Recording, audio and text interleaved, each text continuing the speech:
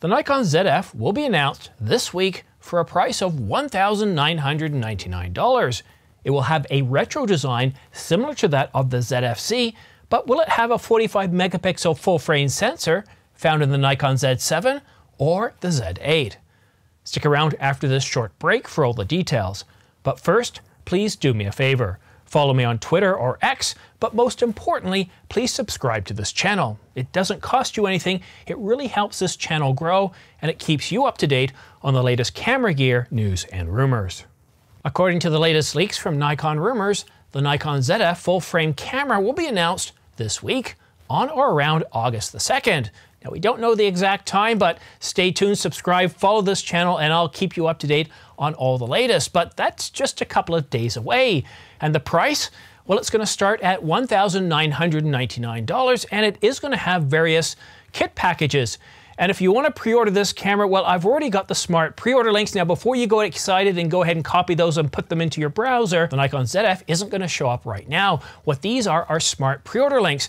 And what they're going to do, as soon as the embargo is lifted, they're going to show you every version of the Nikon Zf in body alone, in kit packages, however many kit packages there are, as well as any, well, special kit packages that Adorama or B&H put together. So these smart pre-order links, go ahead and copy that link, put it into your browser, bookmark it, and as soon as that embargo is lifted, go ahead and activate those links. Well, not activate them, but put them in your browser, and that's going to save you a few seconds to get you further or earlier into the queue. Before you go ahead and pre-order this, you're probably asking yourself, okay, what sensor is going to be in this camera?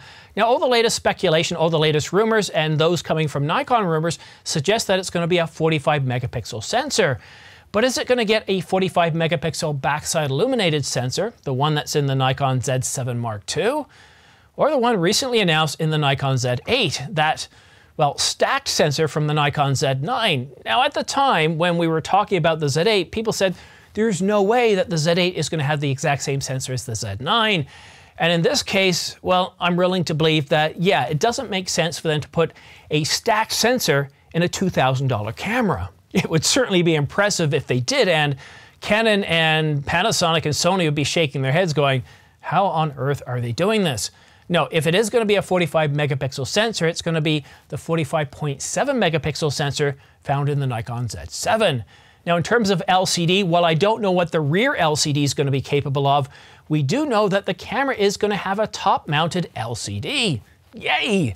I like that. I mean, it makes an awful lot of sense. It's a lot easier to use, and depending on how you're using your camera, having that top-mounted LCD really adds, well, some enhancements. It just feels better to be able to access information, to be able to access the controls using that LCD, I think is a really big deal.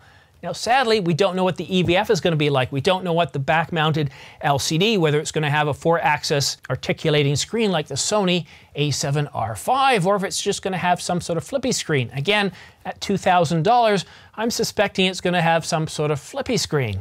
Storage. Now, this is where you definitely get a sense that it's a $2,000 camera, but still, a single card slot on a $2,000 camera, to me, at least give us dual UHS 2 card slots. So this one only has a single card slot, and it's a SD card slot, and I'm willing to bet that it's going to be a UHS 2 card slot, hopefully validated for V90 as well as V60. All right, so as far as the build quality goes, it's going to have, well, it's going to have a better build quality than the ZF-C, but it's going to borrow that same sort of retro design. And I love this retro design. So Fujifilm, they've been doing it for a long time. And actually, this is a Fujica. I don't know if any of you have noticed it. I've got a Fujica. This is a film camera. And you look at the latest cameras from Fujifilm, and they had the same sort of retro design. And to see Nikon and others starting to go back to, I wouldn't say the heydays of photography, but to borrow that design, because I just think this is a gorgeous design. I love this design. And to borrow that same sort of design that we see in the Nikon, the ZF-C with the ZF, a full-frame camera, I think is pretty, I think it's pretty special. I really like it. What do you think? Do you like the new modern designs, or do you like those retro designs that are, well, slightly modernized and tweaked a little bit? As I mentioned earlier in this video, the price for the camera, the body alone, is $1,999, but according to Nikon Rumors, we're going to get multiple kit packages, so that's at least 3 options. And if you're purchasing from a major camera retailer such as Adorama or B&H, right here I've got the smart pre-order links, well then in that case you're probably going to have some other options where they might throw in a camera bag, some storage, some lens cleaner, and some cloth, and that's pretty cool. But again, these smart pre-order links, they're not going to show the Nikon Zf at this point. You're just going to have to wait till the embargo's listed, and I'm going to let you know as soon as that happens. But once that embargo is lifted, these links will work, and they'll show you every single package available, not just the body alone, not just a kit package. It's going to list them all off. So will it be August the 2nd at 11 p.m. Eastern Standard Time, or will it be something like 10 a.m. Japanese local time? Well, go ahead and subscribe, and make sure you also choose all notifications, because as soon as I hear anything, I'm going to let you know. Now, if it's if the information is big enough, such as the release time and all that, I'm going to go ahead and put out a separate video. But if we just have minor corrections to leak specifications, then go ahead and follow me on X, formerly known as Twitter, because I'm always tweeting out information, all those kind of news stories or tidbits that, well, they're not quite big enough to have their own separate video. Those all get tweeted out, and I'm getting pretty excited by this. I was thinking that this wasn't going to happen until sometime in September, and if you remember, I put out a video just a couple of weeks ago where we talked about a camera that had been registered by Nikon, and we were thinking that maybe this could be the Nikon Z6 Mark III. We were expecting, because of when the registration occurred, it probably wasn't going to happen until sometime September or October. But it looks like that single camera being registered is the ZF.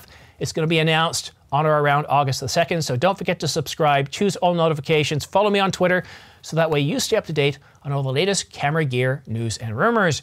As you can see from the time this video is going out, I record and I publish videos 24/7, whether it's late at night, which it is. I'm recording this after 9 o'clock in the evening, and probably by the time you're watching it, it's around 10:30 or 11, or maybe even later than that. Thank you so much for watching. We'll see you again soon.